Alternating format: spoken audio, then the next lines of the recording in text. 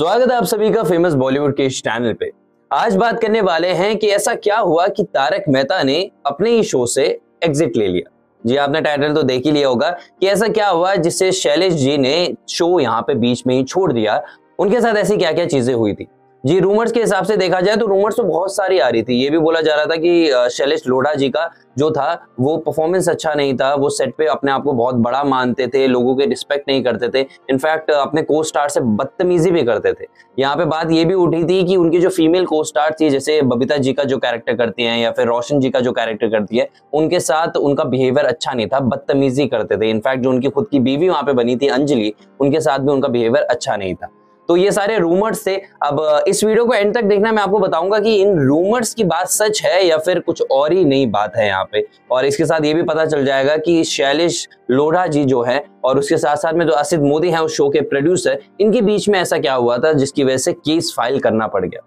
तो वीडियो को एंड तक देखना, पता जरूर चलेगा आपको। तो शैलेश जी का इंटरव्यू हुआ था ललन टॉप में, वहां पे वो खुल के सामने आए इतने टाइम बाद और उन्होंने बताया कि ऐसी क्या क्या चीजें हुई थी जिसकी वजह से मुझे फाइनली शो को अलविदा कहना पड़ा यहाँ पे। तो उन्होंने बताया कि बात सेल्फ रिस्पेक्ट की थी। कोई इंसान मुझे इतनी सारी गालियां दे देगा, मेरे साथ ऐसा बिहेवियर रखेगा, बैड बिहेवियर रखेगा, एटीट्यूड दिखाएगा, तो भाई मैं तो सहूंगा नहीं, क्योंकि हमें बचपन से सिखाया गया है कि अपने आत्मसम्मान के लिए किसी के भी सामने झुकना अच्छी बात नहीं है। तो उन्होंने भी वही करा। अब बात इतनी सी है कि जो इस शो के प्रोड्यूसर है असित मोदी, उनके साथ उनकी हाथापाई हो गई थी एक तरीके से। एक शो आने वाला था सब टीवी पे ही, जहाँ पे कवि लोगों को बुलाया जाता था, ठीक है। तो वहां पे ये भी गए एज अ चीफ गेस्ट, इन्हें वहां पे भी बुलाया गया था। वो वहां पे गए, उन्होंने अपनी कविताएं वहां पे सुनाई, ठीक है।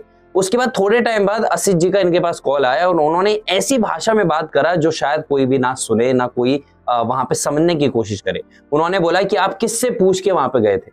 भाई वो इंसान है, उनकी फ्रीडम ऑफ स्पीच है, उनके पास बहुत सारे राइट्स हैं, वो उनके पास फ्रीडम है, वो जा सकते हैं जहां पे भी। ऊपर से सेम प्लेटफॉर्म है, सब टीवी है, तब भी ऐसा क्या हुआ कि उन्हें बोलना पड़ा कि आप किसकी परमिशन से गए वहां पे। तब ये वाक्य वहां से स्टार्ट हुआ। धीरे धीरे करके तू मैं वाली बात हुई। बहुत सारी गालियां दी गई वहां पे। असित मोदी ने शैलेश जी को वहां पे बहुत सारी गालियां दी। सेल्फ रिस्पेक्ट पे बात और ज्यादा आने लगी। जैसे जैसे बात आने लगी वैसे वैसे उनके सामने से उनका जो बिहेवियर था वो दिखने लग गया। वो कहते हैं ना, मुखौटे के पीछे जो असली चेहरा था वो धीरे धीरे दिखने लग गया। जब सवाल पूछा गया कि क्या ये पहली बार हो रहा था, तब उन्होंने बोला कि ये दूसरी बार हो रहा था।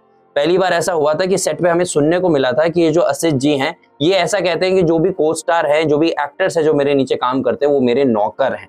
तब उन्हें ये बात बुरी लगी थी, तब तो ये बात रफा दफा कर दी गई थी। मगर अब जो बात थी वो इतनी ज्यादा दिल पे लगी कि भाई शो को छोड़ना पड़ा।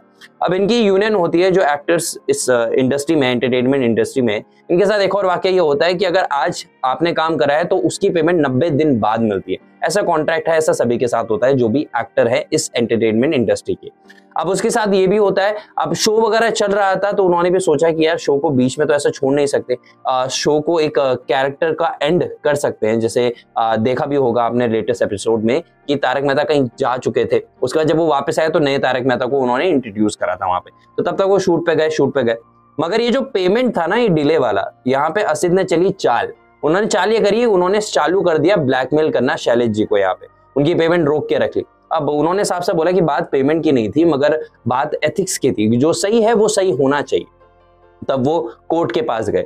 उन्होंने कोर्ट में याचिका दायर करी कि भाई ये मेरी पेमेंट नहीं दे रहे हैं, इसके ऊपर मैंने केस कर दिया, लीगल नोटिस गया असित मोदी को यहाँ पे। उसके बाद केस की लड़ाई वड़ाई चली, जो भी चला, उसके बाद असित ने कोर्ट को पैसे दिए 1.05 करोड़। जो ये बात थी ये सुर्खियों में भी काफी ज्यादा आई थी, न्यूज में भी काफी ज्यादा आई थी।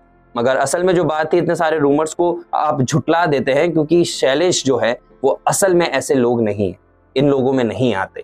शैलेश बहुत सुलझे हुए आर्टिस्ट हैं। जी हाँ, आर्टिस्ट मैं उनको कहूंगा, क्योंकि जब उनसे पूछा गया कि क्या आप राजनीति में जाना प्रेफर करेंगे क्योंकि आपका फैन बेस इतना ज्यादा है और आपके जो साथी है, जो कवि लेखक है या फिर जो आपके कलीग्स है जो लेखन में हैं, वो भी अब पॉलिटिक्स ज्वाइन कर रहे हैं, तो उन्होंने बहुत सिंपल तरीके से उन्होंने बात बोली कि नहीं जी, वो मेरे से बड़े लोगों का काम है, मैं उस काम में नहीं हूँ, क्योंकि मैं बहुत ज्यादा स्ट्रेट फॉरवर्ड हूँ और थोड़ा इमोशन वाला भी हूँ, और ऐसी जो चीजें हैं, ऐसी जो क्वालिटीज है, वो राजनीति में मेरे हिसाब से उनकी जरूरत नहीं है। तो उन्होंने बहुत आसानी की तरह से बोला। उन्होंने पूरे इंटरव्यू में असित मोदी का नाम कहीं नहीं लिया, उन्होंने डिफेम करने की बिल्कुल भी कोशिश नहीं की। उन्होंने सिर्फ बोला शो के प्रोड्यूसर। तो इतने अच्छे इंसान हैं, उनके बारे में जब ऐसी सारी रूमर्स सुनने को मिलती है, जब मुझे भी पहली बार सुनने को मिली थी तो मैंने भी बोला नहीं यार, ऐसा नहीं हो सकता।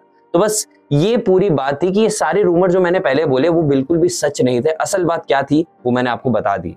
तो अब आप डिसाइड करिए कि ये जो शो छोड़ के इतने सारे लोग जा रहे हैं, इसका असली कारण जो है, क्या इस शो के प्रोड्यूसर है असिद मोदी हैं या फिर नहीं है? क्योंकि आपने देखा होगा जो रोशन का कैरेक्टर यहाँ पे पोर्ट्रे करती थी, उन्होंने भी एलिगेशन लगाए थे असिद मोदी के ऊपर कि उन्होंने मुझे मोलेस्ट करने की कोशिश करी है, मुझे हैरास करने की कोशिश करी है। और भी सारे को एक्टर्स है जो शो छोड़ के जा चुके हैं और असिद मोदी के बोलते हैं कि बिहेवियर अच्छा नहीं था, शायद पैसा उनके सर पे चढ़ चुका है। एक लाइन थी the show must go on, उस लाइन को बहुत ज्यादा नेगेटिवली यहाँ पे ले लिया असिद मोदी ने कि चलाए जा रहे हैं, जबकि शो अब इतने ज्यादा लोगों को पसंद भी नहीं आ रहा। वो नॉस्टैल्जिक फील की वजह से बस देख लेते हैं, मगर सच्चाई के साथ बोलूं तो बिल्कुल भी मजा नहीं आ रहा। तो बस यार, उम्मीद करता हूं आपको इस वीडियो में तो मजा आया हो। अगर वीडियो में मजा आया हो तो वीडियो को लाइक जरूर करना। और आपको क्या लगता है, आपके क्या विचार है इस बारे में? क्या आप सोचते हैं कि ये पूरा सीन हुआ क्या, कौन सही कौन गलत? जो भी होगी, जो भी टिप्पणियां होंगी, नीचे कमेंट बॉक्स में जरूर लिख देना। पढ़ते हैं, बात करेंगे नीचे कमेंट बॉक्स में। तो यार बस इतनी थी वीडियो, मिलते हैं अगली वीडियो में।